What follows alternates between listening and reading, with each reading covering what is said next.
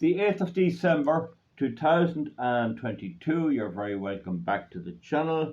And I did a video earlier, 51A, on Sean Quinn and all of that. And this is the sequel to it, 51A Part 2. Hopefully there'll be little else needed to deal with it. I'd like to move on to something else. But it is a very significant event. The whole Quinn thing and the whole events leading up to it are very significant, and indeed they have lessons for future people and future entrepreneurs and future politicians. I don't think they'll listen too much. In any event, it's a bright day here in Ireland, good day for the time of year, but it's very cold, heating needed, and if the heating's off you soon begin to find it.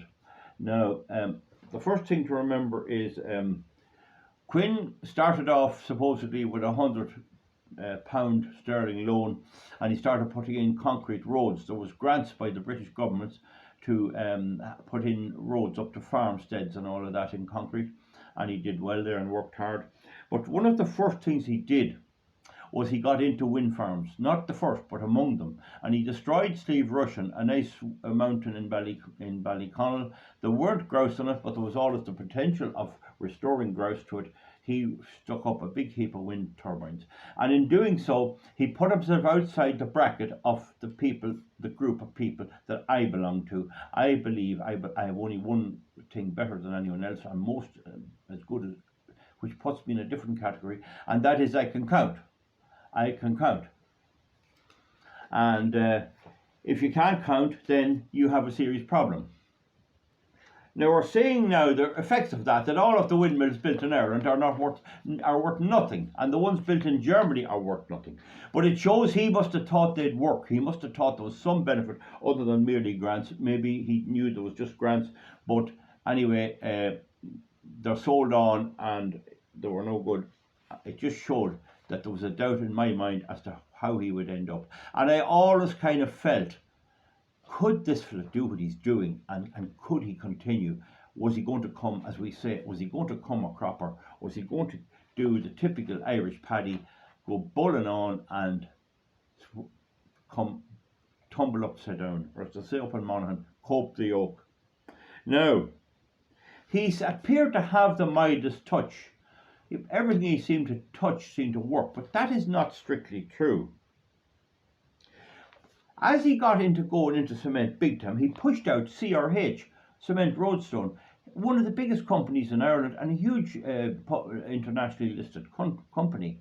And it was amazing how quick all the local suppliers of hardware and all that stopped dealing with CRH and dealt with Quinn. There was only one or two local suppliers in the northeast, I know, kept the Irish cement. Now, a lot of renderers, a lot of plasterers felt that while Quinn cement was okay, and I have it in my sheds, it's all right, that for rendering, for doing chimneys and doing houses, you needed the Irish cement that was slightly superior. I can't really say if that's the case. Now, so concrete companies got him. Those companies supplying huge amounts of concrete all over the country bought Quinn's cement. And he had effectively a big mountain down in Ballyconnell, which apparently contained the right type of rock for making cement. So he was pushing out CRH, and he was getting in with the big concrete companies all over. I won't mention any names. Now, years ago, must be 15 years ago, I attended a Concrete Federation event in the Slieve Russell Hotel, owned by Quinn then. And I always remember him saying, we got a bit greedy, we are a bit greedy. That's all right, he was admitting it, but I don't think it affected his way of going on much. But when all the talk was on about insulation, and in my lifetime, all you ever heard in my lifetime was insulation, how many miles to the gallon a car would do, and all this sort of stuff. Of fuel. And Quinn said we should have someone with a different point of view.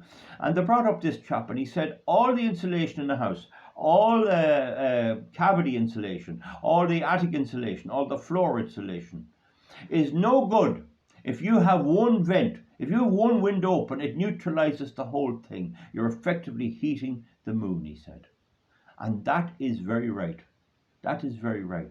There is no point in burning oil or coal or gas to heat the outside air. And that made perfect sense to me. I'm not giving any credit for it, but funny enough, when you let somebody that has the other side in, you do hear things that's interesting, and I have to hand that to Quinn for doing that. He was stuck in everything. He had a finger in every pie. He was in light pack and granite, and I never saw anything great about it. There's several companies supplying basic insulation. You get the big blocks of insulation in from England, you get the rock wool, and you package it up and you sell it. And there was a company over in I think it was Gauna, over there doing the very same. There was no big deal about it, no super profit in any of that light pack. There was nothing new in that. He just bought it over. The other thing is he was into radiators. You know, the radiators for the heating on the wall. He was into radiators for heating. And I know that there was a storehouse in Wales, and it was packed to the gunnels. It was packed up to the couplings. They couldn't sell the radiators in Wales. They were not moving in Wales.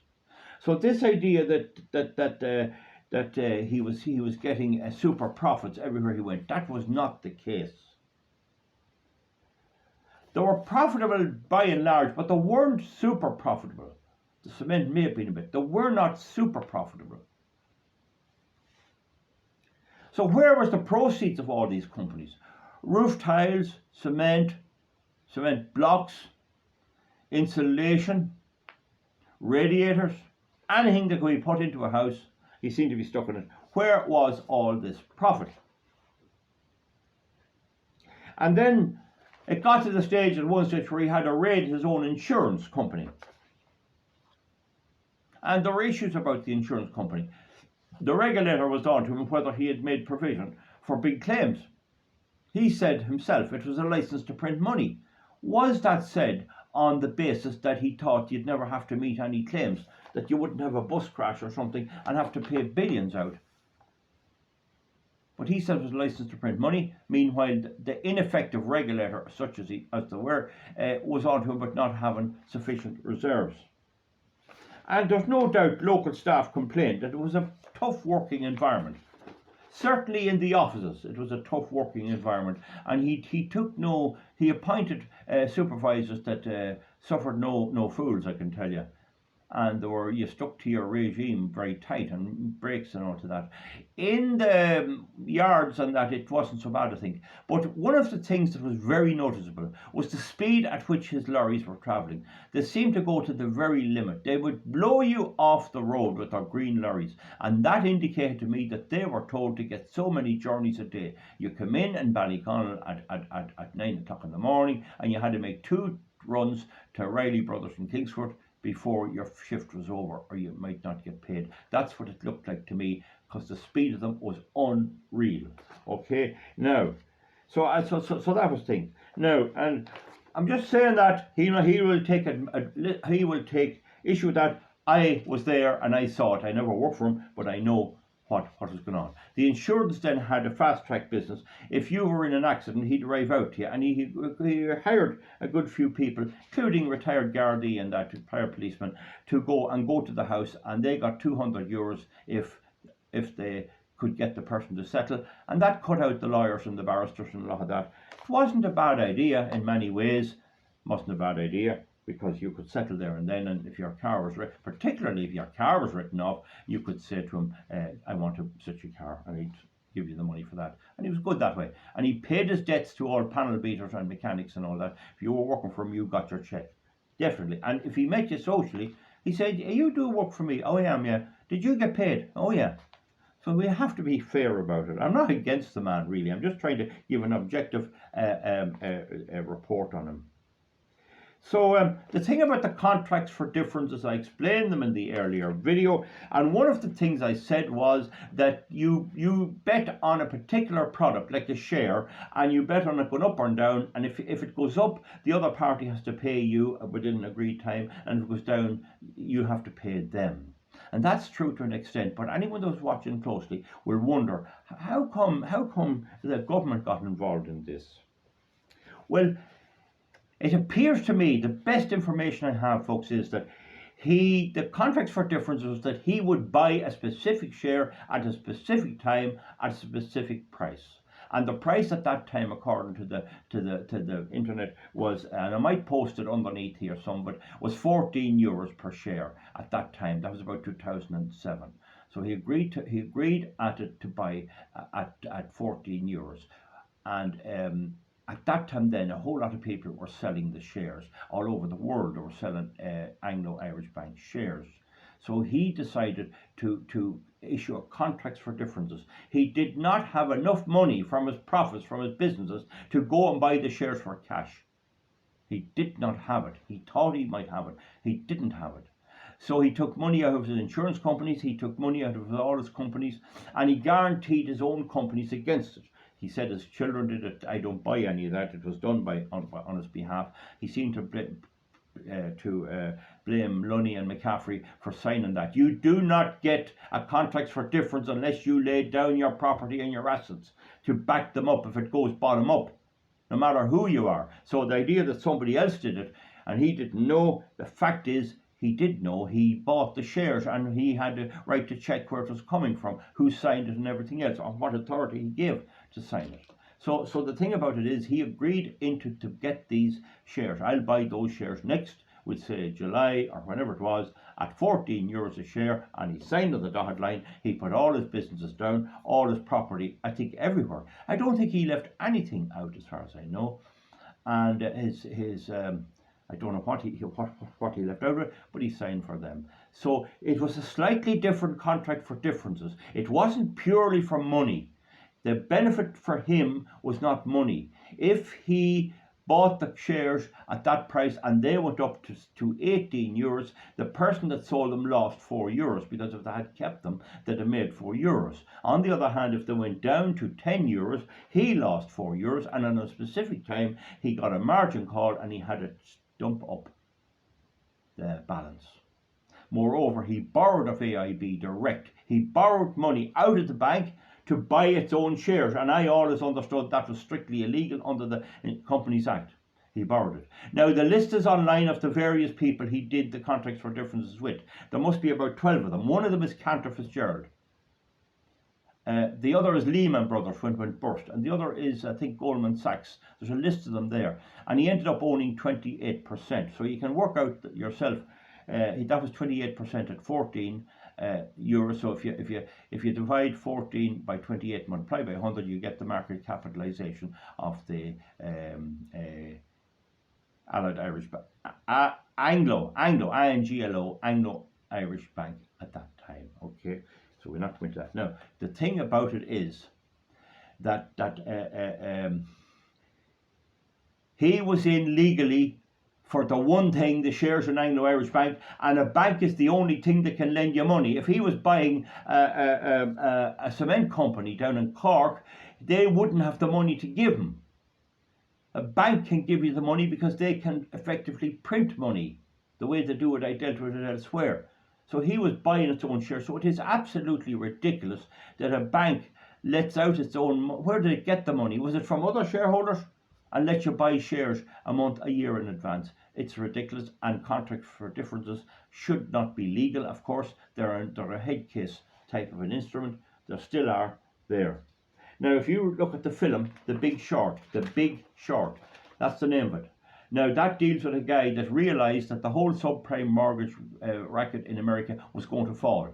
And he bet heavily. He got money of everybody, his mother and everybody, and he bet everything and went in and signed a deal in a particular institution, fully built up contract signed, that the share price would fall. A bet essentially did with a contract. And you can do a bet with a contract. You could sign a contract with another person that if a particular horse wins at Doncaster next week at 2:30, number 8, we'll say that he has to pay you a certain amount. There's nothing stopping any contract working, except that when it comes to companies, there is laws, because the company gives the directors a veil, a shield. They can't be sued. It's the company that's sued. It's restricted to the value of its shares. So there's law about that.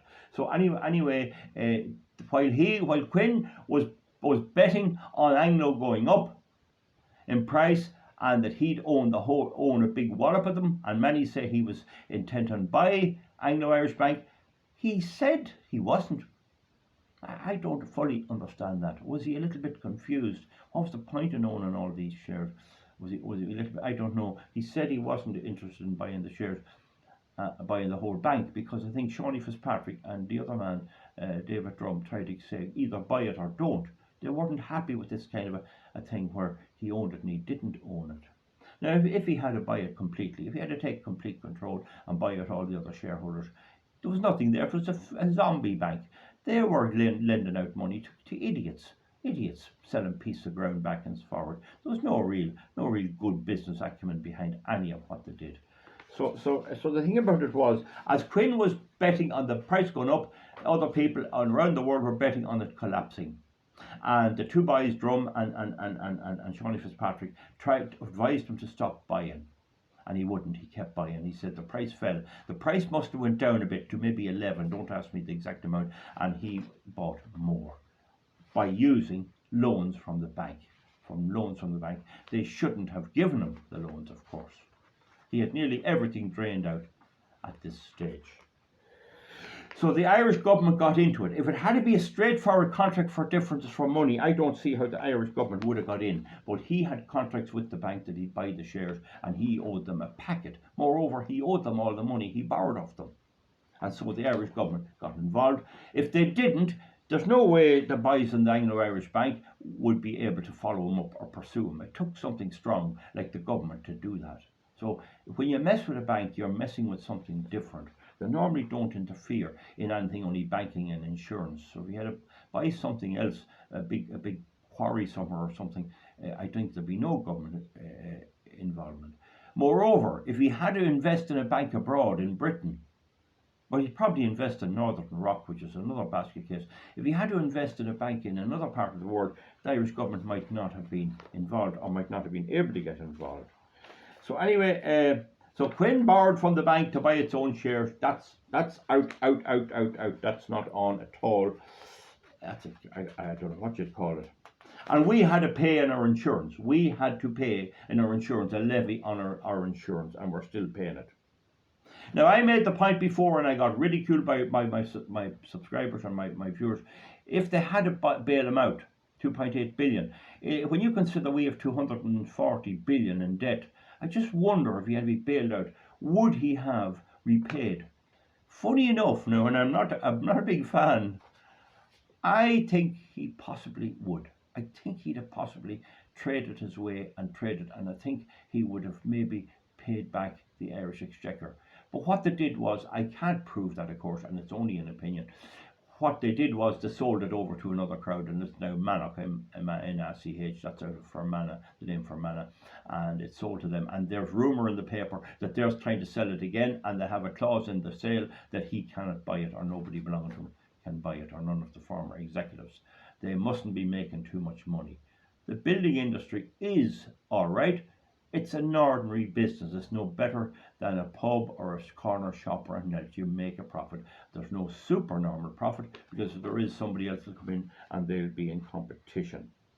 Now, so he was dealing with a corrupt government as well, and we know the Irish government is corrupt, but you have to take that into the equation. He was not in their favour. He was treading on the corns of CRH and all these big companies who would be big donors to the Irish government, but you have to build that in. I have taken 3 judicial reviews against wind farms in the Irish High Court, and I'm fully aware what I'm dealing with. We have no doubt the corruption and the way is part of the way I think, and how we can outwit them is part of the way that I do my business and advise people the world all over, particularly in Ireland, how to defeat the onslaught of pylons and windmills.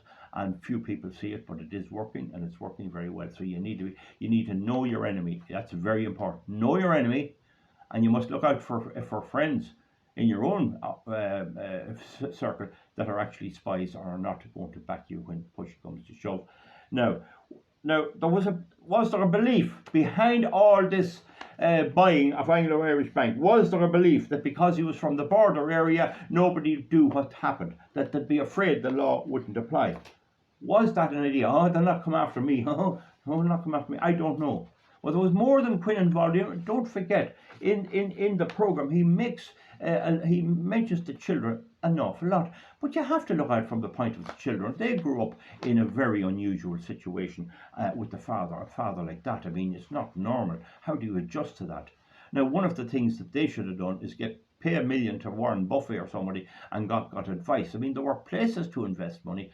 Buffett would have invested a lot of his millions too, but Buffett probably wouldn't have taken it unless it was properly liquid, properly there. Now, in the racket that started, you know, Kevin Lunny was almost killed. He got an awful doing, the poor fella. He survived. I know a truck with that type of violence, but there was very little local involvement.